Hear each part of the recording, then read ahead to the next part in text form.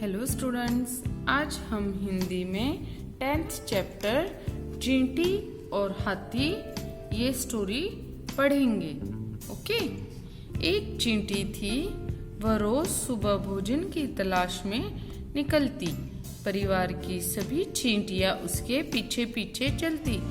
ये देखिए पिक्चर में बच्चों, आप लोगों ने देखा होगा जब हमारे घर में चींटियां निकलती हैं तो वह सारी लाइन से एक ही दिशा में चलती रहती हैं। वहीं एक हाथी रहता था। वह अपनी सूंड में गंदा पानी भरकर लाता और उसे जंगल के जानवरों पे डाल देता। सभी जानवर उससे बहुत परेशान रहते। देखिए चींटियां जो होती है वो सुबह जब हम उठकर देखते हैं तो वो एक ही दिशा में लाइन से चलती रहती हैं। वो सारा दिन भोजन तलाश करती हुई भोजन को इकट्ठा करने का काम करती रहती हैं। वहीं जंगल में एक हाथी रहता था जो अपनी सूंड में गंदा पानी भरकर लाता था और उसे जंगल के जानवरों पर डाल देता था। ऐसा करने में उसे बड़ा मजा आता था और उसकी ऐसी हरकत की वजह से सारे जानवर बहुत परेशान रहते। उस हाथी की एक आदत और भी थी। जहाँ वह चींटियों को देखता कुचल देता। चींटी यह सब देखती तो बहुत दुखी होती।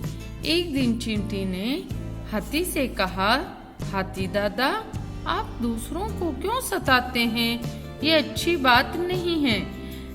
देखो वो हाथी क्या करता था, अपनी सूंड में गंदा पानी भरकर जानवरों के ऊपर डाल देता था, उन्हें परेशान करता था। उसकी एक आदत और भी थी कि वो जब भी चींटियों को देखता था जो कि एक ही दिशा में लाइन से चलती थी, वो उन सबको कुचल देता था। चींटी यह सब देखती तो बहुत दुखी होती थी। एक दिन चींटी ने हाथी से हिम्मत बटोर कर कहा कि हाथी दादा, आप दूसरों को क्यों सताते हैं? ये तो अच्छी बात नहीं है। यह सुनकर हाथी को बहुत गुस्सा आ गया। वो बोला, चुप रहो, तुम अभी बहुत छोटी हो, ज्यादा बोलोगी तो तुम्हें भी कुचल दूंगा।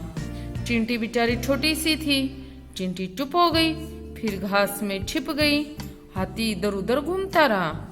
चींटी ने मन ही मन सोचा, इसको सबक सिखाना ही होगा। फिर क्या था, वह चुपके से उसकी सूंड में घुस गई। हाथी क्या करता था, गंदा पानी सूंड में भरकर जानवरों पे डाल देता था, जिससे वो सारे परेशान रहते थे।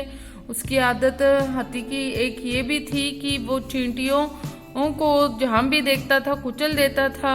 उनमें से एक चींटी ने हिम्मत करके कहा कि हाथी दादा, आप ऐसा काम क्यों करते हो? आप लोगों को परेशान क्यों करते हो? यह सुनकर हाथी को बहुत गुस्सा आ गया था। वह बोला, चुप रहो, तुम अभी बहुत छोटी हो, ज्यादा बोलोगी तो मैं तुम्हें भी कुचल दूंगा। चींटी बेचारी छोटी सी थी, वो परेशान हो गई, वो चुप हो गई। फिर उसने क्या किया, वो घास में छिपकर बैठ गई और उसने सोचा कि इस तरह तो काम नहीं चलेगा, डरने से इसको कुछ ना कुछ हाथी को सबक सिखाना ही पड़ेगा। फिर क्या था, उसने चुपके से क्या किया कि हाथी की सूंड में घुस। अब चींटी ने हाथी को काटना शुरू किया। हाथी परेशान होने लगा। उसने सूंड को जोर जोर से हिलाया लेकिन कोई फायदा न हुआ। तब चींटी हंसते हुए बोली, हाथी दादा, आप तो दूसरों को बहुत सताते हैं, अब परेशान क्यों हो रहे हैं? जब हाथी सबको सताता था, चींटियों को कुचल देता था, तो एक चींटी ने उसे सबक सिखाने का सोचकर उसकी सूंड में घुस गई और हाथी को काटना शुरू कर दिया। हाथी बेचारा परेशान हो गया। उसने सूंड को जोर जोर से हिलाया लेकिन कोई फायदा नहीं हुआ। तब चींटी ने हंसते हुए कहा, हाथी दादा, आप तो दूसरों को बहुत सताते थे, अब परेशान क्यों हो रहे? हाथी को अपनी भूल समझ में आ गई। वह बोला, मुझे क्षमा कर दो चींटी रानी, अब मैं किसी को नहीं सताऊंगा।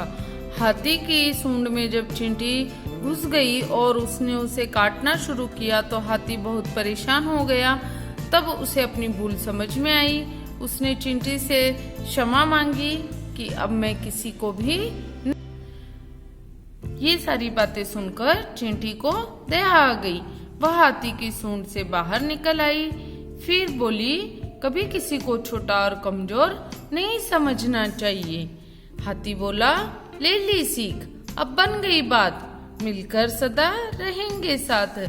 जब चींटी हाथी की सूंड में घुस गई थी और उसे काट रही थी तो हाथी बड़ा परेशान हो गया और उसने चींटी से क्षमा मांग ली। उसे अपनी भूल समझ में आ गई कि उसे ऐसा काम नहीं करना चाहिए, तो उसने चींटी से क्षमा मांगी।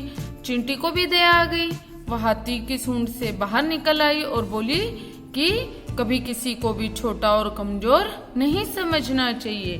तब हाथी ने क्या कहा कि हाँ, मैंने भी अब ये सीख ली है कि कभी भी किसी को कमजोर नहीं समझना चाहिए और खुद को ताकतवर समझकर किसी से भी दुश्मनी मोल नहीं लेनी चाहिए, और अब हम साथ में हमेशा रहेंगे। तो बच्चों, कभी भी किसी को कमजोर समझकर उससे लड़ाई नहीं करनी चाहिए, खुद को ताकतवर समझने की भूल नहीं करनी चाहिए। ओके, तो इस तरीके से हमने आज ये लेसन रीड किया।